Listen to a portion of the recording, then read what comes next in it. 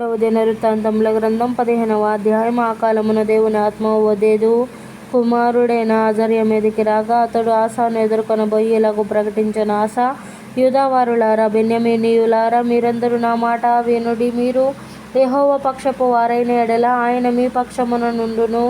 మీరు ఆయన యొద్ద విచారణ చేసిన ఎడల ఆయన మీకు ప్రత్యక్షమగును. మీరు ఆయనను విసర్జించిన ఎడల ఆయన మిమ్మును విసర్జించును. నిజమైన దేవుడైనను ఉపదేశము చేయు యాజకులైనను ధర్మశాస్త్రమైనను చాలా దినములు ఇశ్రాయేలులకు లేకుండా పోవును. తమ శ్రమయందు వారు ఇశ్రాయేలుల దేవుడైన యెహోవా యొద్దకు మళ్ళుకొని ఆయనను వెతికినప్పుడు ఆయన వారికి ప్రత్యక్షమాయెను. ఆ కాలములలో దేశముల కాపురస్తులందరిలోనూ గొప్ప కల్లోలములు కలిగెను గనుక తమ పనిపాటలను చక్కబెట్టుకొనుటకై తిరుగు వారికి సమాధానము లేకుండెను. దేవుడు జనములను సకల విధములైన బాధలతో శ్రమపరిచెను గనుక జనము జనమును పట్టణము పట్టణమును పాడు చేసెను. కాగా మీరు బలహీనులు కాక ధైర్యము వహించుడి, మీ కార్యము సఫలమగును.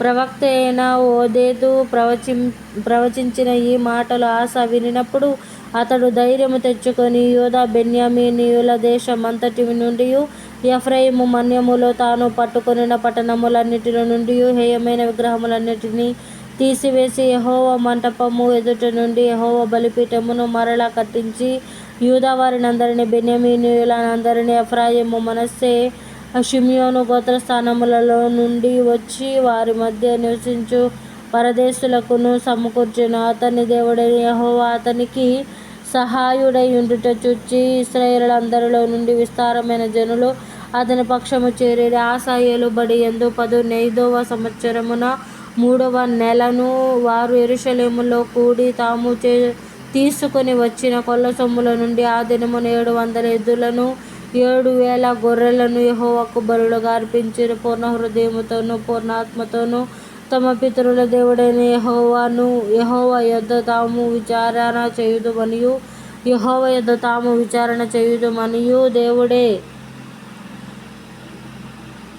పిన్నలే గాని పెద్దలే గాని పురుషులే గాని స్త్రీలే గాని ఇశ్రాయేలుల దేవుడైన యెహోవా యొద్ద విచారణ చేయని వారందరికిని మరణము విధించుదుమనియు నిష్కర్ష చేసుకొనిరి.